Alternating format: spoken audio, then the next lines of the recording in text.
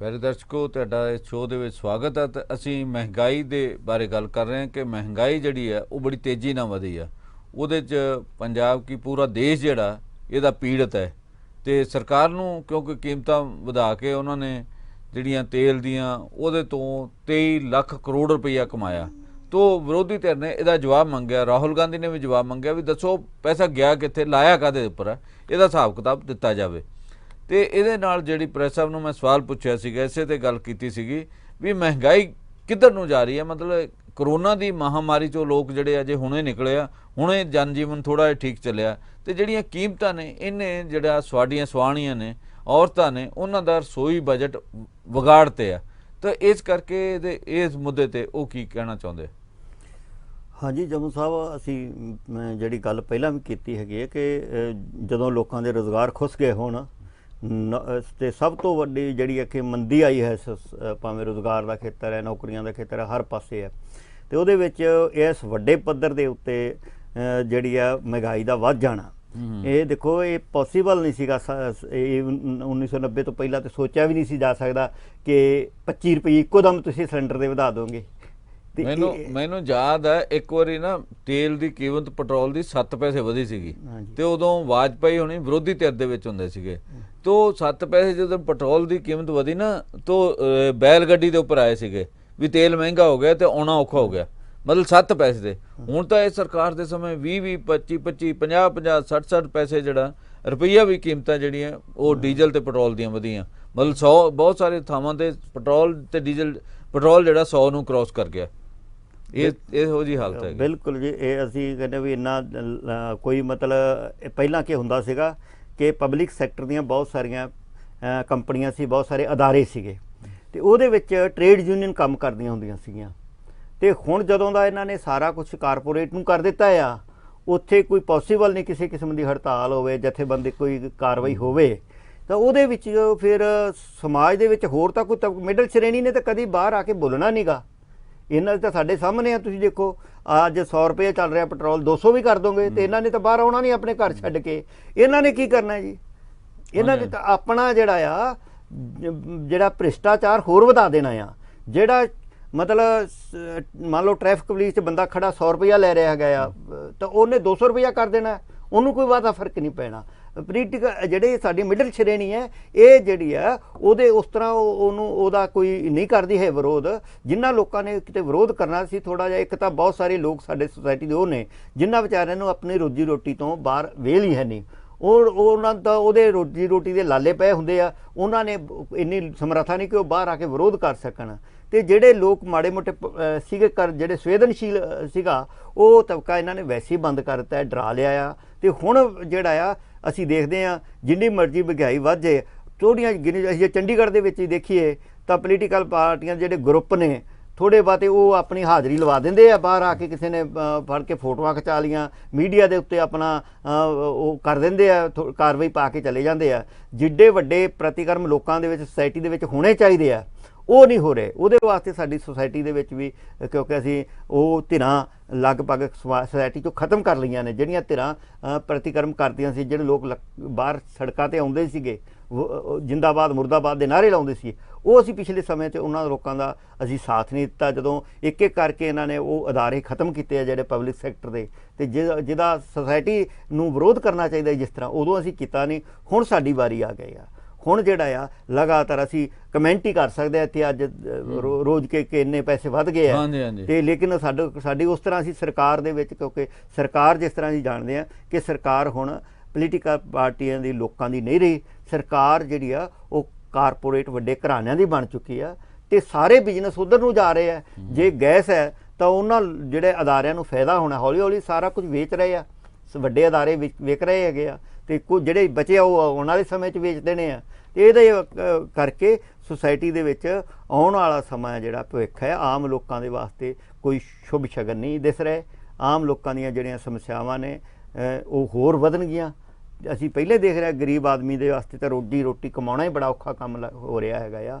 ਅੱਜ ਦੇ ਸਮੇਂ ਵਿੱਚ ਸਰਕਾਰ ਕਹਿ ਰਹੀ ਆ ਕਿ ਪਹਿਲੀ ਗੱਲ ਤਾਂ ਕੋਈ ਇਸ ਤਰ੍ਹਾਂ ਦਾ ਮਿਆਰ ਨਹੀਂ, ਕੋਈ ਇਸ ਤਰ੍ਹਾਂ ਦੇ ਸਰਵੇ ਨਹੀਂ ਹੋ ਰਹੇ, ਪਿਛਲੇ ਸਮੇਂ ਦੇ ਵਿੱਚ ਬਾਹਰ ਨਹੀਂ ਆ ਰਹੇ ਤੇ ਕੋਈ ਸੰਸਥਾ ਵੱਡੀਆਂ ਸੰਸਥਾਵਾਂ ਇਹਦੇ ਤੇ ਕੰਮ ਨਹੀਂ ਵਰਕ ਨਹੀਂ ਕਰ ਰਹੀਆਂ ਹੈਗੀਆਂ ਕਿ ਆਮ ਲੋਕ ਨੇ ਜਿਹੜੇ ਉਹ ਕਿਵੇਂ ਜਿਉਂਦੇ ਰਹਿਣਗੇ ਇਸ ਦੇਸ਼ ਦੇ ਵਿੱਚ। ਤੇ ਸਾਡੀਆਂ ਇਹ ਹਾਲੇ ਕਿ ਜਦੋਂ ਇਲੈਕਸ਼ਨ ਹੋਣੇ ਆ ਉਦੋਂ ਜਿਹੜੇ ਮੁੱਦੇ ਸਾਡੇ ਧਰਮ ਦੇ ਨਾਂ ਤੇ, ਜਾਤੀਆਂ ਦੇ ਨਾਂ ਤੇ, ਹੋਰਾਂ ਦੇ ਨਾਂ ਤੇ ਉਭਾਰ ਕੇ ਉਹ ਜਿਹੜੇ ਆ ਉਹ ਵੋਟਾਂ ਦੇ ਵਿੱਚ ਭੁਗਤਾਏ ਜਾਣੇ ਆ। ਤੋ ਇਸ ਕਰਕੇ ਜਦੋਂ ਤੱਕ ਆਮ ਲੋਕਾਂ ਦੀਆਂ ਗੱਲਾਂ ਕਰਨ ਵਾਲੀਆਂ ਪੋਲੀਟੀਕਲ ਧਿਰਾਂ ਦੇ ਵਿੱਚੋਂ ਜਿਹੜੀਆਂ ਮਾੜੀਆਂ ਮੋਟੀਆਂ ਸੀਗੀਆਂ, ਪਹਿਲਾਂ ਖੱਬੇ ਪੱਖੀ ਧਿਰਾਂ ਰੌਲਾ ਪਾਉਂਦੀਆਂ ਸੀਗੀਆਂ, ਉਹਨਾਂ ਨੂੰ ਦਾ ਪਾਵਰ 'ਚ ਹੋਣਾ ਬਹੁਤ ਜ਼ਰੂਰੀ ਸੀਗਾ। ਹੁਣ ਉੱਥੇ ਵੀ ਬੋਲਣ ਵਾਲਾ ਸਾਡੇ ਕੋਲ ਕੋਈ ਰਿਹਾ ਨਹੀਂਗਾ ਤੇ ਅਸੀਂ ਸਿਰਫ ਭਾਣਾ ਹੀ ਮੰਨ ਸਕਦੇ ਹਾਂ। ਹੋਰ ਕੀ ਸਾਡੇ ਪ੍ਰੋਫੈਸਰ ਇਹਦੇ ਨਾਲ ਹੀ ਇੱਕ ਹੋਰ ਜਿਹੜਾ ਮਸਲਾ ਬੜਾ ਦਿਲਚਸਪੀ ਦਾ ਰੂਪ ਧਾਰਨ ਕਰੀ ਜਾ ਰਿਹਾ ਲਗਾਤਾਰ। ਕੱਲ ਪਟਿਆਲੇ ਦੇ ਵਿੱਚ ਜਿਹੜਾ ਨਾ ਭਾਰਤੀ ਕਿਸਾਨ ਯੂਨੀਅਨ ਰਾਜੇਵਾਲ ਦੇ ਪ੍ਰਧਾਨ ਬਲਵੀਰ ਸਿੰਘ ਰਾਜੇਵਾਲ ਸੀਗੇ, ਉੱਥੇ ਉਹਨਾਂ ਨੇ ਇੱਕ ਗੱਲ ਕਹੀ ਵੀ ਅਸੀਂ ਬੀਜੇਪੀ ਦਾ ਹੀ ਦੇ ਆਗੂਆਂ ਦਾ ਘਿਰਾਓ ਕਰਨਾ, ਹੋਰ ਕਿਸੇ ਆਗੂ ਦਾ ਘਿਰਾਓ ਨਹੀਂ ਕਰਨਾ। ਇਹਦੇ ਨਾਲ ਜੇ ਅਸੀਂ ਜ਼ਿਆਦਾ ਖਲਾਰਾ ਪਾਵਾਂਗੇ ਇਹਦੇ ਨਾਲ ਸਾਡੀ ਸਟਰੈਂਥ ਜਿਹੜੀ ਵੀਕ ਹੋਏਗੀ। ਪਰ ਨਾਲ ਉਹਨਾਂ ਇਹ ਵੀ ਕਿਹਾ ਕਿ ਤੁਸੀਂ ਸਵਾਲ ਪੁੱਛ ਸਕਦੇ ਹੋ, ਜਿਹੜੇ ਵਿਰੋਧੀ ਧਿਰ ਦੇ ਆਗੂ ਹੋਣ ਉਹਨਾਂ ਨੂੰ ਸਵਾਲ ਪੁੱਛੋ ਵੀ ਤੁਸੀਂ 5 ਸਾਲ ਕੀ ਕੀਤਾ, ਅੱਗੇ ਨੂੰ 5 ਸਾਲ ਕੀ ਕਰੋਗੇ। ਇਹ ਗੱਲਾਂ ਕਰਨੀਆਂ ਚਾਹੀਦੀਆਂ। ਪਰ ਇਸ ਦੇ ਬਾਵਜੂਦ ਜਿਹੜੇ ਸੁਖਬੀਰ ਬਾਦਲ ਹੁਣੀ ਕੱਲ੍ਹ ਸਾਹਨੇਵਾਲ ਗਏ, ਜਿਹੜੇ ਉਹਨਾਂ ਦੇ ਕਰੀਬੀ ਰਿਸ਼ਤੇਦਾਰ ਵੀ ਹੈ ਬਿਕਰਮ ਮਜੀਠੀਆ, ਉਹ ਗੁਰਦਾਸਪੁਰ ਜ਼ਿਲ੍ਹੇ 'ਚ ਗਏ। ਦੋਨਾਂ ਥਾਵਾਂ ਦੇ ਉੱਪਰ ਇਹ ਜਿਹੜਾ ਕਿਸਾਨਾਂ ਨੇ ਕਾਲੀਆਂ ਝੰਡੀਆਂ ਵਿਖਾ ਕੇ ਨਾਅਰੇਬਾਜ਼ੀ ਕਰਕੇ ਵਿਰੋਧ ਕੀਤਾ। ਤੇ ਇੱਕ ਥਾਂ ਦੇ ਉੱਪਰ ਤੇ ਕਿਹਾ ਜਾਂਦਾ ਵੀ ਮਜੀਠੀਆ ਜਿਹੜੇ ਆਪਣੀ ਕਾਰ 'ਚੋਂ ਹੀ ਬਾਹਰ ਹੀ ਨਹੀਂ ਆਏ, ਇਹਨਾਂ ਮਤਲਬ ਕਿਸਾਨਾਂ ਦਾ ਰੋਸ ਸੀਗਾ। ਸੋ ਇਹ ਜਿਹੜੀ ਵਿਰੋਧ ਕਰਨ ਦੀ ਤੇ ਇੱਕ ਜਿਹੜਾ ਸੁਖਬੀਰ ਬਾਦਲ ਨੇ ਬਹੁਤ ਐਡਵਾਂਸ ਜਿਹੜੇ ਆਪਣੇ ਉਮੀਦਵਾਰ ਖੜੇ ਕਰਨੇ ਸ਼ੁਰੂ ਕਰ ਦਿੱਤੇ ਆ, ਮੇਰੇ ਖਿਆਲ 10 ਤੋਂ ਵੱਧ ਉਮੀਦਵਾਰਾਂ ਦਾ ਐਲਾਨ ਕਰ ਚੁੱਕੇ ਆ। 7 ਤਾਂ ਕੱਲ੍ਹ ਹੀ ਹੋਏ ਨੇ ਜੀ, ਬਲ 7 ਕੱਲ੍ਹ ਕੀਤੇ ਆ, ਕੁਝ ਪਹਿਲਾਂ ਕੀਤੇ ਸੀਗੇ। ਮਤਲਬ ਇੱਕ ਨੇ ਇਹਦੇ ਤੋਂ ਰੇੜਕਾ ਵੀ ਹੈਗਾ, ਰਾਮਪੁਰਾ ਸਾਬਕਾ ਜਿਹੜੇ ਮੰਤਰੀ ਸਿਕੰਦਰ ਸਿੰਘ ਮਲੂਕਾ, ਉਹਨਾਂ ਨੇ ਜਿਹੜੀ ਸੁਖਬੀਰ ਬਾਦਲ ਆ ਉਹਦੀ ਕਾਰਜਸ਼ੈਲੀ ਦੇ ਉੱਪਰ ਸਵਾਲ ਵੀ ਖੜੇ ਕੀਤੇ ਆ। ਉਹਨਾਂ ਕਿਹਾ ਵੀ ਪਾਰਟੀ ਦੇ ਵਿੱਚ ਇੱਦਾਂ ਕਦੇ ਨਹੀਂ ਸੀ ਹੁੰਦਾ, ਪਹਿਲਾਂ ਵੀ ਡਿਸਕਸ਼ਨ ਹੋਣ ਤੋਂ ਬਾਅਦ ਫੈਸਲੇ ਲਏ ਜਾਂਦੇ ਸੀ, ਹੁਣ ਪ੍ਰਧਾਨ ਇਕੱਲੇ ਹੀ ਫੈਸਲੇ ਲਈ ਜਾਂਦਾ। ਇਸ ਦਾ ਮਤਲਬ ਉਹਨਾਂ ਨੂੰ ਕੋਈ ਦੁੱਖ ਤਕਲੀਫ ਹੈਗੀ ਆ। ਇੱਕ ਤਾਂ ਇਹ ਹੈਗੀ ਵੀ ਆਪ ਨਹੀਂ ਲੜਨਾ ਚਾਹੁੰਦੇ, ਆਪਦੇ ਮੁੰਡੇ ਨੂੰ ਲੜਾਉਣਾ ਚਾਹੁੰਦੇ ਆ, ਜਾਂ ਉਹ ਦੂਜੀ ਸੀਟ ਜਿਹੜੀ ਆ ਮੌੜ ਮੰਡੀ ਦੀ ਸੀਟ ਲੈਣਾ ਚਾਹੁੰਦੇ ਸੀ ਆਪਣੇ ਲਈ ਤੇ ਦੂਜੀ ਸੀਟ ਮੁੰਡੇ ਲਈ।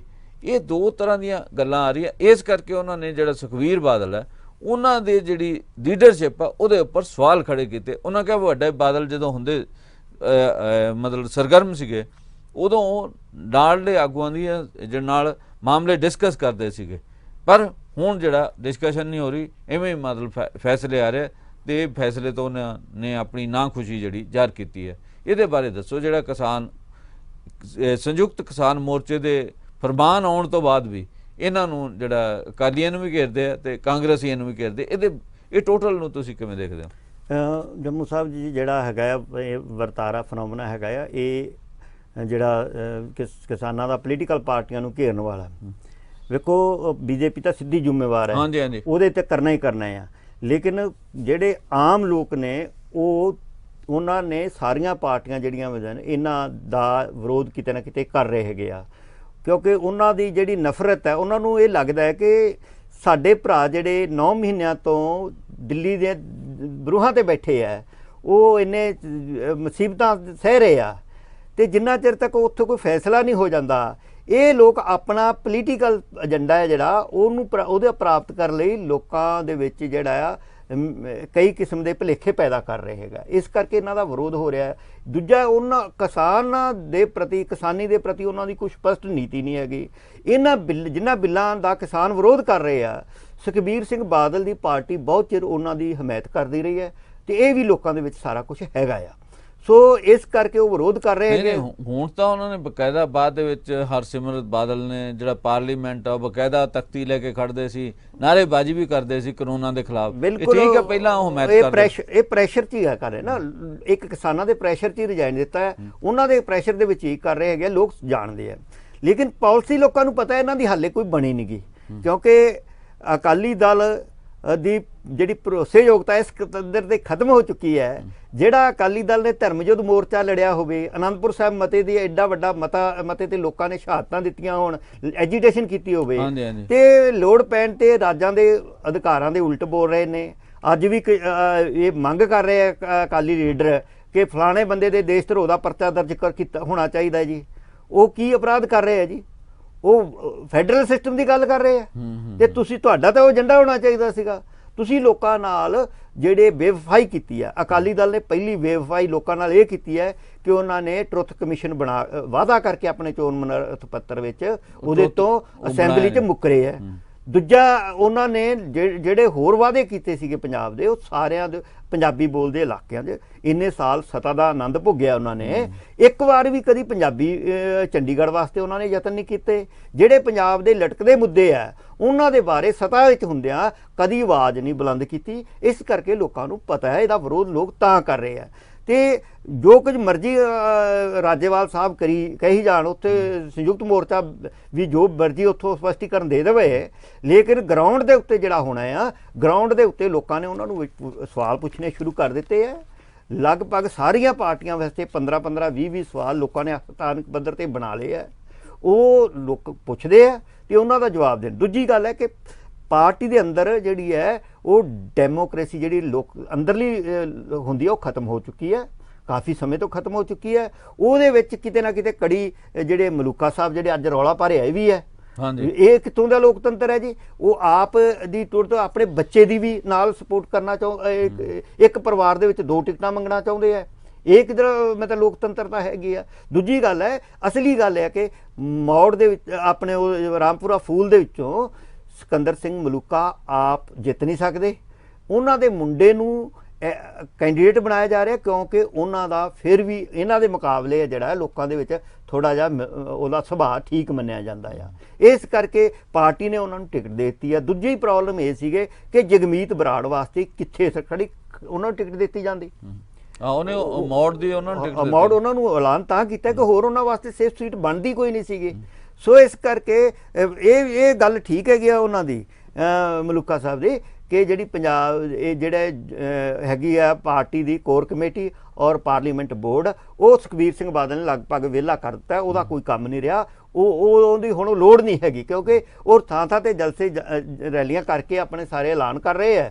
ਨਾ ਉਹ ਕੋਰ ਕਮੇਟੀ 'ਚ ਕਦੀ ਮੁੱਦਾ ਵਿਚਾਰਿਆ ਜਾਂਦਾ, ਨਾ ਉਹ ਪਾਰਲੀਮੈਂਟ ਬੋਰਡ। ਤੇ ਪਾਰਲੀਮੈਂਟ ਬੋਰਡ ਤੋਂ ਫਿਰ ਕੀ ਕਰਾਉਣਾ ਜੇ ਸਾਰੇ ਸੀਟਾਂ ਦੇ ਇਹ ਅਨਾਉਂਸ ਹੀ ਕਰ, ਈਵਨ ਕਿ 2 ਸੀਟਾਂ ਤੇ ਚੰਮੂ ਸਾਹਿਬ ਉਹਨਾਂ ਨੇ BSP ਦੀਆਂ ਵੀ ਅਨਾਉਂਸ ਕਰ ਦਿੱਤੀਆਂ ਹੈਗੀਆਂ ਨੇ। ਉਹ BSP ਨੇ ਅਨਾਉਂਸ ਕਰਨੀਆਂ ਸੀਗਾ ਤੇ ਉਹ ਸੁਖਬੀਰ ਸਿੰਘ ਬਾਦਲ ਨੇ ਅਨਾਉਂਸ ਕੀਤੀਆਂ ਨੇ। ਫਗਵਾੜੇ ਤੋਂ ਉਹਨਾਂ ਦਾ ਜਿਹੜੇ ਪ੍ਰਧਾਨ ਨੇ ਉਹਦਾ ਐਲਾਨ ਕਰਤਾ। ਬਿਲਕੁਲ। ਸੋ ਇਸ ਕਰਕੇ ਇਹ ਪਾਰਟੀ ਦੇ ਵਿੱਚ ਜਿਹੜਾ ਆ ਡੈਮੋਕ੍ਰੇਸੀ ਸਾਰੀਆਂ ਪਾਰਟੀਆਂ 'ਚ ਤਕਰੀਬਨ ਐਵੇਂ ਦੀ ਹੋ ਗਈ ਆ।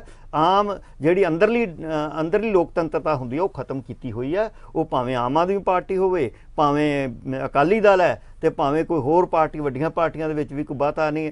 ਇਹ ਸਿੱਧੂ ਸਾਹਿਬ ਦੇ ਆਉਣ ਨਾਲ ਵੀ ਜਿਹੜਾ ਹੈ ਹਾਈ ਕਮਾਂਡ ਦਾ ਕਲਚਰ ਹੈ ਜਿਹੜਾ ਉਹ ਦੁਬਾਰਾ ਪ੍ਰਫੁੱਲਿਤ ਹੋਇਆ।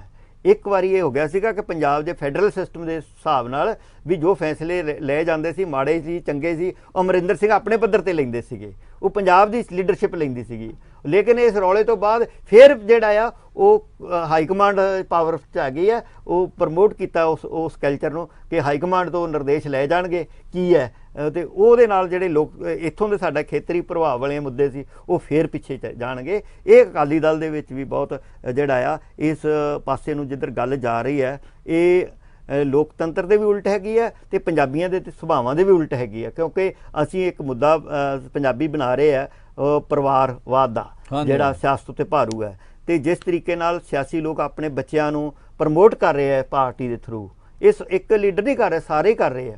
ਭਾਵੇਂ ਚੰਦੂ ਮਾਜਰੇ ਦਾ ਪਰਿਵਾਰ ਹੋਵੇ ਜਾਂ ਬਲਵਿੰਦਰ ਸਿੰਘ ਭੁੰਦੜ ਦਾ ਪਰਿਵਾਰ ਹੋਵੇ, ਸਾਰਿਆਂ ਦੇ ਜਿਹੜੇ ਬੱਚੇ ਆ ਜਗੇ ਉਹਨਾਂ ਦੇ ਵਾਸਤੇ ਸੇਫ ਸੀਟਾਂ ਕਰਨ ਵਾਸਤੇ ਉਹਨਾਂ ਨੂੰ ਹੌਲੀ ਹੌਲੀ ਕਰਕੇ ਲਿਆ ਜਾ ਰਿਹਾ। ਭਾਵੇਂ ਉਹ ਦੂਸਰੇ ਕੋਈ ਪੋਲੀਟੀਕਲ ਪਾਰਟੀ ਬਚੀ ਨਹੀਂ। ਸੁਖਦੇਵ ਸਿੰਘ ਢੀਂਡਸਾ ਨੇ ਆਪਣੇ ਮੁੰਡੇ ਨੂੰ ਲੈ ਕੇ ਆਇਆ। ਈਵਨ ਕਿ ਜਿਹੜਾ ਅਸੀਂ ਬਹੁਤ ਜੁਝਾਰੂ ਲੀਡਰ ਕਹਿੰਦੇ ਹਾਂ ਸਿਮਰਜੀਤ ਸਿੰਘ ਮਾਨ, ਉਹ ਵੀ ਆਪਣੇ ਬੱਚੇ ਨੂੰ ਪ੍ਰਮੋਟ ਕਰ ਰਿਹਾ ਹੈ। ਇਮਾਨ ਸਿੰਘ ਪ੍ਰਮੋਟ ਹੋ ਰਿਹਾ। ਸੋ ਇਸ ਹਾਲਾਤਾਂ ਦੇ ਵਿੱਚ ਕਿੱਥੋਂ ਜਿਹੜਾ ਆ ਅਸੀਂ ਉਮੀਦ ਕਰ ਸਕਦੇ ਹਾਂ ਕਿ ਲੋਕ ਜਿਹੜੇ ਕਿ ਕਿਸੇ ਜਿਹੜੇ ਸਿਧਾਂਤਾਂ ਤੇ ਚੱਲਣਗੇ, ਜਾਂ ਉਹ ਗੁਰੂ ਦੇ ਸਿਧਾਂਤ, ਜਾਂ ਜਿਹੜਾ ਆਮ ਵਰਕਰ ਹੈ ਉਹ ਉਮੀਦ ਕਰਕੇ ਉਹਦੇ ਵਾਸਤੇ ਕੋਈ ਬੋਲੇਗਾ ਉਹ ਪਾਰਟੀ ਵਿੱਚ, ਉਹਦੇ ਵਾਸਤੇ ਉਹਦਾ ਵੀ ਕੋਈ ਥਾਂ ਹੋਏਗਾ। ਇਹ ਹੁਣ ਬੀਤੇ ਦੀਆਂ ਗੱਲਾਂ ਬਣਦੀਆਂ ਜਾ ਰਹੀਆਂ ਨੇ। ਹੁਣ ਜਿਸ ਪਾਸੇ ਨਾਲ ਸਾਡੀ ਸਿਆਸਤ ਜਾ ਰਹੀ ਹੈ ਉਹੀ ਪੁਰਾਤਨ ਜਿਹੜਾ ਹੈ ਸਾਰਾ ਜਿਹੜਾ ਉਹ ਫਿਊਡਲ ਸਿਸਟਮ ਹੈ, ਉਧਰ ਜਿਹੜਾ ਘਸੀਟ ਕੇ ਜਾਇਆ ਜਾ ਰਿਹਾ ਸਾਰਾ ਸਿਸਟਮ। ਤੇ ਇਹ ਜਿਹੜੀ ਵਿਰੋਧ ਆ ਅਕਾਲੀਆਂ ਆਗੂ ਦਾ, ਸੁਖਬੀਰ ਦਾ ਸਾਹਨੇਵਾਲ 'ਚ ਵਿਰੋਧ ਹੋਇਆ, ਦੂਜੇ ਵਿਕਰਮ ਮਜੀਠੀਆ ਦਾ ਉੱਧਰ ਹੋਇਆ, ਤੁਹਾਨੂੰ ਲੱਗਦਾ ਕਿ ਇਹ ਵਿਰੋਧ ਅੱਜ ਤਾਂ ਝੰਡੇ ਦਿਖਾਉਣ ਤੱਕ ਹੋ ਰਿਹਾ? ਜਿਵੇਂ ਉੱਥੇ ਮਤਲਬ ਕਰਨਾਲ ਦੇ ਵਿੱਚ ਕਿਸਾਨਾਂ ਨੂੰ ਕੁੱਟਿਆ ਗਿਆ, ਜਿਹੜਾ ਐਸਡੀਐਮ ਸੀ ਭਾਵੇਂ ਉਹਦਾ ਅੱਜ ਤਬਾਦਲਾ ਕਰ ਦਿੱਤਾ ਗਿਆ, ਜਿਹੜੇ ਹਰਿਆਣਾ ਦੇ ਮੁੱਖ ਮੰਤਰੀ ਨੇ ਜਿਹੜੀ ਲਿਸਟ ਰਿਲੀਜ਼ ਹੋਈ ਹੈ ਉਹਦੇ ਵਿੱਚ ਉਸ ਐਸਡੀਐਮ ਦਾ ਸਿਨਾ ਜਿਹੜਾ ਸੀਗਾ ਉਹਨੂੰ ਬਦਲ ਦਿੱਤਾ ਗਿਆ, ਬਦਲ ਕੇ ਉਹਨੂੰ ਕਿਸੇ ਹੋਰ ਥਾਂ 'ਤੇ ਚੰਡੀਗੜ੍ਹ ਲਿਆਂਦਾ ਗਿਆ। ਅਤੇ ਉਹਦੇ ਤੋਂ ਜਿਹੜਾ ਗੁੱਸਾ ਲੋਕਾਂ ਦੇ ਵਿੱਚ, ਕਿਸਾਨਾਂ ਦੇ ਵਿੱਚ ਬਹੁਤ ਵਧਿਆ ਹੈ। ਤੁਹਾਡਾ ਕੀ ਖਿਆਲ ਹੈ, ਉਹ ਇੱਕ ਐਸਡੀਐਮ ਬਦਲ ਨਾਲ ਉਹ ਘਟੇਗਾ, ਕੋਈ ਫਰਕ ਪਏਗਾ? ਅਤੇ ਇੱਧਰ ਜਿਹੜਾ ਇਹ ਪੰਜਾਬ ਦੇ ਵਿੱਚ ਜਿਹੜਾ ਵਿਰੋਧ ਹੋ ਰਿਹਾ ਇਹਦੇ 'ਤੇ ਉਹਦਾ ਕਿੰਨਾ ਕੁ ਅਸਰ ਪੈ ਰਿਹਾ? ਮਤਲਬ ਇਹਨੂੰ ਤੁਸੀਂ ਕਿਵੇਂ ਦੇਖਦੇ ਦੋਨਾਂ ਮਾਮਲਿਆਂ ਨੂੰ? ਵੇਖੋ, ਜਿੱਥੋਂ ਤੱਕ ਤਾਂ ਐਸਡੀਐਮ ਦਾ ਮਾਮਲਾ ਹੈਗਾ ਆ, ਉਹ ਨੀਤੀ ਤਾਂ ਦੇਖੋ ਐਸਡੀਐਮ ਕੌਣ ਹੈ? ਡਿਊਟੀ ਮੈਜਿਸਟ੍ਰੇਟ ਹੈ। ਹਾਂਜੀ, ਉਹ ਸਰਕਾਰ ਦੀ ਪਾਲਿਸੀ ਨੂੰ ਲਾਗੂ ਕਰਦਾ ਆ, ਪਰ ਲਾਗੂ ਕਰਨ ਵੇਲੇ ਅਫਸਰਾਂ ਨੂੰ ਇਹ ਭੁੱਲਣਾ ਨਹੀਂ ਚਾਹੀਦਾ ਕਿ ਕੋਈ ਵੀ ਅਜਿਹਾ ਹੁਕਮ ਜਿਹੜਾ ਗੈਰ ਕਾਨੂੰਨੀ ਹੋਵੇ ਨਹੀਂ, ਇਹ ਉਹਨੂੰ ਨਹੀਂ ਲਾਗੂ ਕੋਈ ਬੰਦਾ ਉਹਦੀ ਡਿਊਟੀ ਤਾਂ ਪ੍ਰੈਸਾ ਪੂਰੀ ਕਰ ਰਿਹਾ, ਪਰ ਉਹਦੀ ਇਹ ਨਹੀਂ, ਉਹ ਇੱਕ ਸੰਵਿਧਾਨ ਦੇ ਥੱਲੇ, ਸੰਵਿਧਾਨ ਦੀ ਉਹਨੇ ਸਹੁੰ ਚੁੱਕੀ ਹੋਈ ਹੈ ਤੇ ਉਹਦੇ ਤਹਿਤ ਲੋਕਾਂ ਦੀ ਜਾਨ ਮਾਲ ਦੀ ਰਾਖੀ ਕਰਨਾ ਵੀ ਉਹਦੀ ਜ਼ਿੰਮੇਵਾਰੀ। ਬਿਲਕੁਲ ਬਿਲਕੁਲ ਉਹਦੀ ਜ਼ਿੰਮੇਵਾਰੀ ਹੈ। ਉਹ ਐਵੇਂ ਦਾ ਹੁਕਮ ਨਹੀਂ ਦੇ ਸਕਦਾ ਕਿ ਸਿਰ ਪਾੜ ਦਿਓ। ਇਹ ਹੁਕਮ ਜਿਹੜਾ ਦਿੱਤਾ ਆ, ਇਹ ਤੇ ਉਹਦੀ ਜਿਹੜੀ ਮਾਨਸਿਕ ਸਥਿਤੀ ਦੀ ਗੱਲ ਹੈਗੀ ਹੈ ਨਾ। ਉਹ ਕਹਿ ਰਿਹਾ ਕਿ ਮੈਂ ਦੋ ਦਿਨਾਂ ਤੋਂ ਸੁੱਤਾ ਨਹੀਂ, ਇਸ ਕਰਕੇ ਉਹਦਾ ਜਿਹੜਾ ਇਹ ਰਵੱਈਆ ਹੈਗਾ ਸਾਰਾ। ਨਹੀਂ, ਜੇ ਸੁੱਤਾ ਨਹੀਂ ਤਾਂ ਦੂਜਿਆਂ ਨੂੰ ਕੁੱਟੋ, ਮਤਲਬ ਬਿਲਕੁਲ ਉਹੀ ਹੈ ਨਾ। ਜੇ ਐਕਚੁਅਲੀ ਕਿ ਐਜੀਟੇਸ਼ਨ ਦੇ ਵਿੱਚ ਜਿਹੜੀਆਂ ਪ੍ਰੋਬਲਮ ਹੁੰਦੀਆਂ ਨੇ, ਇਹਦੇ ਵਿੱਚ ਜਿਹੜੇ ਐਡਮਿਨਿਸਟ੍ਰੇਸ਼ਨ ਦੇ ਚੰਗੇ ਬੰਦੇ ਆ ਉਹਨਾਂ ਨੇ ਨਜਿੱਠਣਾ ਹੁੰਦਾ ਆ। ਉਹ ਪੇਸ਼ੈਂਸ ਵਾਲੇ ਬੰਦਿਆਂ ਨੂੰ ਅੱਗੇ ਲਾਉਂਦੇ ਆ। ਜਿਹੜੇ ਬੰਦੇ ਪੇਸ਼ੈਂਸ ਖਤਮ ਕਰ ਲੈਂਦੇ ਉਹ ਤਾਂ ਬੜਾ ਕੁਦਰਤੀ ਉਸ ਟਾਈਮ ਕੋਈ ਘਟਨਾ ਕਿਸਾਨਾਂ ਵੱਲੋਂ ਇਸ ਤਰ੍ਹਾਂ ਦੀ ਨਹੀਂ ਵਾਪਰੀ। ਜੇਕਰ ਜਿਸ ਤਰ੍ਹਾਂ ਆਮ ਜਲਸਿਆਂ 'ਚ ਹੁੰਦਾ ਆ ਕਿ ਸਾੜ ਫੂਕ ਕੀਤੀ ਜਾਂਦੀ ਆ ਜਾਂ ਹਿੰਸਕ ਹੋ ਜਾਂਦੀਆਂ ਭੀੜਾਂ, ਤੇ ਉਹ ਬਹੁਤ ਹੋਰ ਵੀ ਪਾਸੇ ਜਾ ਸਕਦੀਆਂ ਗੱਲਾਂ। ਹੈਲੋ ਹੈਲੋ ਹੈਲੋ ਹਾਂਜੀ ਜੱਪੂ ਸਾਹਿਬ, ਤੁਹਾਨੂੰ ਤੇ ਡਾਕਟਰ ਸਾਹਿਬ ਨੂੰ, ਤੁਹਾਡੇ ਸਟਾਫ ਨੂੰ, ਤੁਹਾਡੇ ਦਰਸ਼ਕਾਂ ਨੂੰ ਗੁਰਦੀਪ ਸਿੰਘ ਵੱਲੋਂ ਆਦਾਬ, ਨਮਸਕਾਰ, ਸਤਿ ਸ੍ਰੀ ਅਕਾਲ। ਵਾਹਿਗੁਰੂ ਜੀ ਕਾ ਖਾਲਸਾ, ਵਾਹਿਗੁਰੂ ਜੀ ਕੀ ਫਤਿਹ। ਹਾਂਜੀ ਭੋਗਲ ਸਾਹਿਬ। ਜੰਮੂ ਸਾਹਿਬ, ਗੱਲਾਂ ਤੁਹਾਡੀ ਮੈਂ ਸੁਣੀਆਂ। ਦੇਖੋ 45 ਮਿੰਟ ਹੋ ਚੱਲੇ ਆ। ਹਾਂਜੀ, ਤੇ ਨਿਚੋੜ ਡਾਕਟਰ ਸਾਹਿਬ ਨੇ ਕੱਢਿਆ, ਨਿਚੋੜ ਉਹੀ ਨਿਕਲਿਆ। ਇਹਨਾਂ ਨੇ ਗੱਲ ਕੀਤੀ ਵੀ ਗੁਰੂ ਦੇ ਸਥਾਨ ਤੇ ਉਹਨੇ ਗੱਲ ਕੀਤੀ 2 ਮਿੰਟ ਪਹਿਲਾਂ।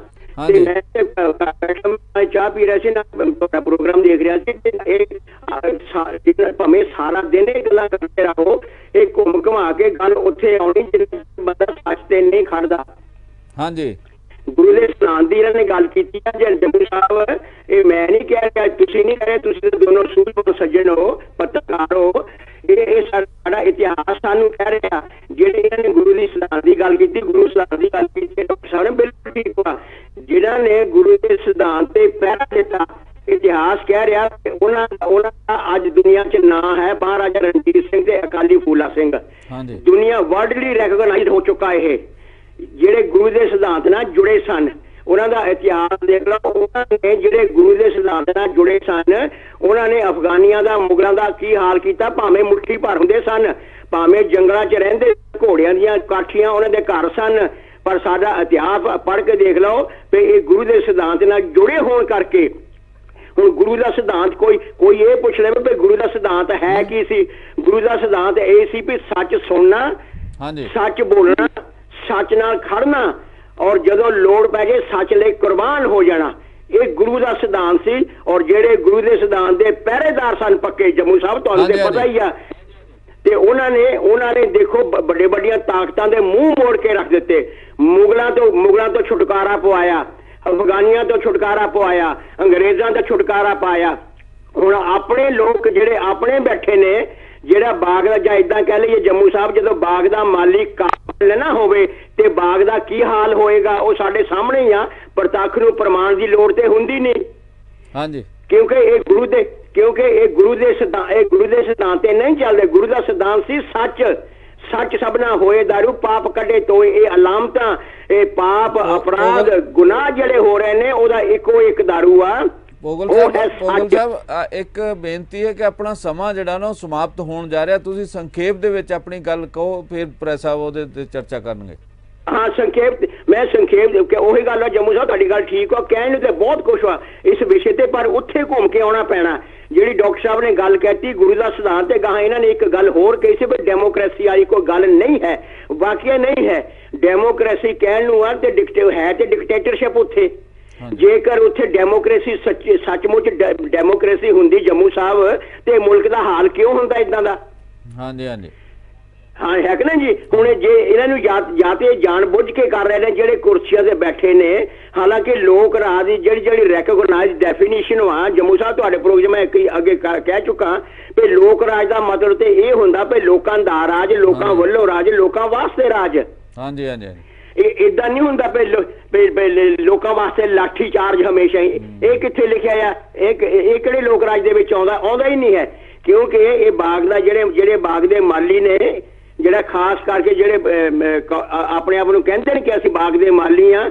ਬਾਗ ਤੇ ਉਹਨਾਂ ਨੇ ਉਜਾੜਿਆ ਹੋਇਆ ਹਾਂਜੀ ਠੀਕ ਹੈ ਭੋਗਲ ਸਾਹਿਬ ਤੁਹਾਡੀ ਜਿਹੜੀ ਗੱਲ ਆ ਨਾ ਆ ਗਈ ਹੈ ਹੁਣ ਪ੍ਰੈਸ ਸਾਹਿਬ ਨੂੰ ਕਹਿੰਦੇ ਗੱਲ ਅਸਲੀ ਮੁੱਕਦੀ ਗੱਲ ਜੰਮੂ ਸਾਹਿਬ ਮੁੱਕਦੀ ਗੱਲ ਇਹ ਆ ਮੁੱਕਦੀ ਇੱਥੇ ਆ ਕੇ ਮੁੱਕਣੀ ਆ ਤੁਸੀਂ ਜੋ ਮਰਜ਼ੀ ਕਰ ਲਓ ਜੋ ਮਰਜ਼ੀ ਕੋਈ ਬਾਗ ਦਾ ਮਾਲੀ ਜੋ ਮਰਜ਼ੀ ਕਰ ਲੈ ਜਿੰਨਾ ਚਿਕਰ ਇਹ ਸੱਚ ਨਹੀਂ ਖੜਦੇ सच के नाम बोलते सच ना नहीं करते उन्होंने उत्थे गुजारा नहीं होना क्योंकि सच तो इन्होंने संन्यास लिया होया सच ते चलते नहीं है सौहां जरूर खांदे ने सच दियां पर कहना पैंदा दुख दे नाल पर सच तो इन्होंने संन्यास लिया होया साडा तो काम आ ना सच सुनाइए सच की बेला ना मैं तो कह कि मैं तो तुहानू हमेशा गुरबाणी की रोशनी च गल करदा जम्मू साहब ये मैं उधर तां नहीं गया तो तुसीं कहा भी समा बहुत लग जांदा वाकई नो डाउट मेरा ख्याल खत्म ही होने वाला जी थोड़ा जिहा मेरे ख्याल 2 सेकंड रह गए मैं ते आपां दा जम्मू साहब तुहाडे प्रोग्राम दे थ्रू ते ਅਸੀਂ ਇਹ ਬੇਨਤੀ ਕਰ ਸਕਦੇ ਉੱਥੇ ਦੇ ਹਾਕਮਾਂ ਨੂੰ ਤੇ ਜਿਹੜੇ ਬਾਗ ਦੇ ਮਾਲੀ ਨੇ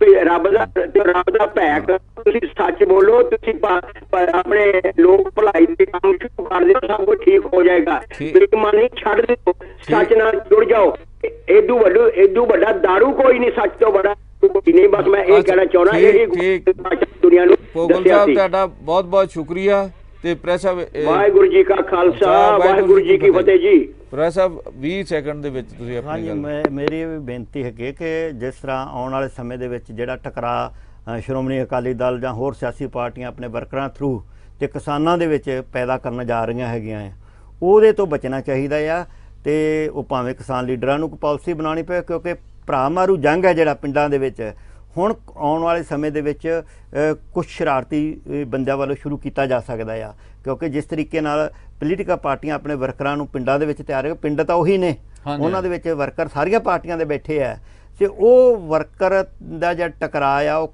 ਕੋਈ ਅੱਗੇ ਖੂਨੀ ਜਿਹੜਾ ਉਹ ਦ੍ਰਿਸ਼ ਪੈਦਾ ਨਾ ਕਰੇ ਇਸ ਵਾਸਤੇ ਸਾਡੇ ਪਿੰਡ ਭਾਈਚਾਰਾ ਸਾਡਾ ਬਣਿਆ ਰਹੇ ਇਸ ਵਾਸਤੇ ਸਾਡੇ ਕੋਈ ਮਿਲ ਕੇ ਪ੍ਰੋਗਰਾਮ ਬਣਾਉਣਾ ਚਾਹੀਦਾ ਕਿਸਾਨ ਲੀਡਰਾਂ ਨੂੰ ਵੀ ਇਹਦੇ ਬਾਰੇ ਸੋਚਣਾ ਚਾਹੀਦਾ ਔਰ ਪੋਲੀਟੀਕਲ ਬੰਦਿਆਂ ਨੂੰ ਵੀ ਸੋਚਣਾ ਚਾਹੀਦਾ ਉਵੇਂ ਦੇ ਕੋਈ ਕੰਮ ਨਾ ਕਰ ਜਿਹਦੇ ਨਾਲ ਕਿਸਾਨ ਪ੍ਰਵੋਕ ਹੋਣ ਉਹਨਾਂ ਨੂੰ ਗੁੱਸਾ ਆਵੇ ਤੇ ਉਹ ਟਕਰਾਅ ਕੋਈ ਪੈਦਾ ਹੋਵੇ ਟਕਰਾਅ ਤੋਂ ਬਚਣਾ ਚਾਹੀਦਾ ਉਹ ਭਾਵੇਂ ਸੁਖਬੀਰ ਸਿੰਘ ਬਾਦਲ ਪ੍ਰੋਗਰਾਮ ਕਰ ਰਹੇ ਹੈ ਜਾਂ ਕੋਈ ਹੋਰ ਪੋਲੀਟੀਕਲ ਧਿਰਾਂ ਕਰ ਰਹੀਆਂ ਨੇ ਜਿੱਥੋਂ ਤੱਕ ਅਵਾਇਡ ਹੋ ਸਕਦਾ ਅਵਾਇਡ ਕਰਨਾ ਚਾਹੀਦਾ ਜੇਕਰ ਕਰਨਾ ਵੀ ਹੈ ਤੇ ਉਸ ਤਰੀਕੇ ਨਾਲ ਕਰੋ ਜਿਹਦੇ ਨਾਲ ਕਿਸਾਨਾਂ ਦੇ ਵਿੱਚ ਕੋਈ ਗੁੱਸਾ ਪੈਦਾ ਨਾ ਹੋ ਇੱਥੇ ਸਾਡੇ ਸ਼ੋਅ ਦਾ ਸਮਾਂ ਸਮਾਪਤ ਹੁੰਦਾ ਅਸੀਂ ਤੁਹਾਡੇ ਕੋਲੋਂ ਤੇ ਆਪਣੇ ਦਰਸ਼ਕਾਂ ਕੋਲੋਂ ਆਗਿਆ ਲੈਣੇ ਕੱਲ ਫੇਰ ਮਿਲਾਂਗੇ ਬਹੁਤ ਬਹੁਤ ਸ਼ੁਕਰੀਆ